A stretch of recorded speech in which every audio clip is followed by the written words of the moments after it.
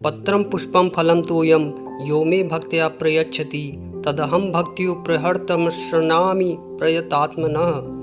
जो भक्त मुझे पत्र पुष्प फल जल आदि अर्पण करता है उस भक्ति व प्रेम पूर्वक अर्पण को मैं स्वीकार करता हूँ।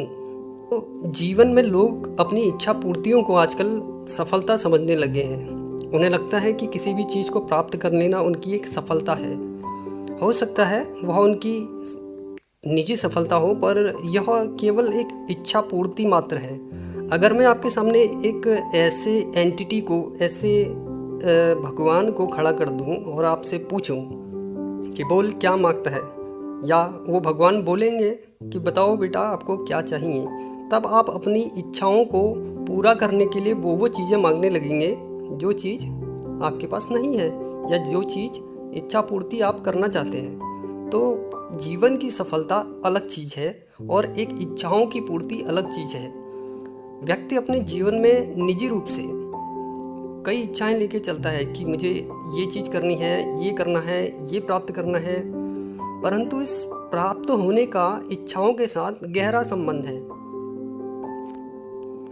दुनिया के किसी भी व्यक्ति के लिए रोग, शोक, व्याधियों और परेशानियों की कोई कमी नहीं है। लोग सुख को परमानंद समझने लगे हैं। सुख और हंसी मजाक को शांति या चैन न समझें। सुख और मौज मारने की लालसा में इंसान क्या नहीं करता फिरता। एक सुख का अवसर भोग लेने के बाद दूसरे सुख के अवसर को ढूंढता फिरता है।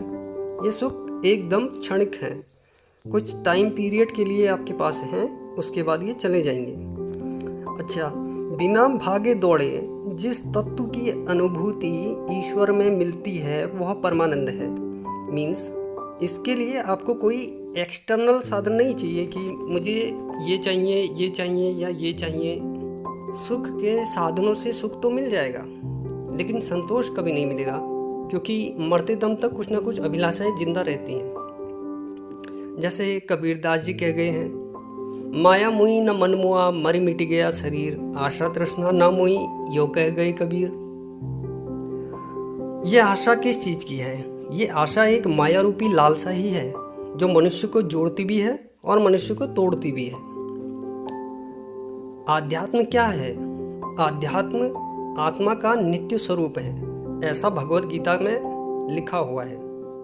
आत्मा के नित्य स्वरूप से यहाँ पर यह मतलब है कि तुम भीतर से निरंतर हो, चाहे वह अवस्था जागृत की हो, स्वप्न की हो, ध्यान की हो या फिर समाधि की। परमानंद आत्म की एक ऐसी अवस्था है जिसमें साधन की जरूरत नहीं पड़ती। कोई भी विज्ञान इतना बड़ा नहीं है कि नमक के स्वाद को चीनी के स्वाद से अलग सिद्ध करके बता दे। हाँ, नमक और चीनी की आणविक संरचना से यह बताया जा सकता है कि इसमें फ्रक्टोज की शर्करा है, परंतु अनुभव केवल वही कर सकते हैं जिन्हें अनुभव के लिए बनाया गया है। 13वीं शताब्दी में महाराष्ट्र में एक संत हुए थे जिनका नाम था नामदेव। उनके शिष्य ने एक बार पूछा कि गुरुदेव, ईश्वर दिखाई क्यों नहीं देते? तब उन्होंने कहा कि लोटे में कुछ पानी ले आओ और उसमें नमक घोल दो। ऐसा ही किया गया, लोटे में नमक डाल दिया गया और फिर उसके बाद उस शिष्य को पिलाया गया। तो शिष्य से पूछा कि भाई बताओ, अब नमक का स्वाद आया कि नहीं? तो शिष्य ने कहा नमक का स्वाद तो आया। तो गुरुदेव ने कहा कि इसमें नमक तो दिखाई नहीं देता। उसके बाद नामदेव जी ने उनसे कहा कि एक काम और कीजिए, ये जो पानी है इसको इतना उबालिए कि ये भाप बन के उड़ जाए। शिष्य ने ऐसा ही किया। जब पानी भाप बन के उड़ गया था तो देखा उसमें नमक के कण मौजूद थे। तो गुरुदेव ने समझाया कि जैसे ये अग्नि रूपी ताप से पानी भाप बनकर उड़ गया और नमक अलग हो गया, वैसे ही तप, ध्यान, ज्ञान, जितने भी योग मार्ग हैं उनका अनुसरण करके ईश्वर को अनुभव किया जा सकता है, देखा जा सकता है।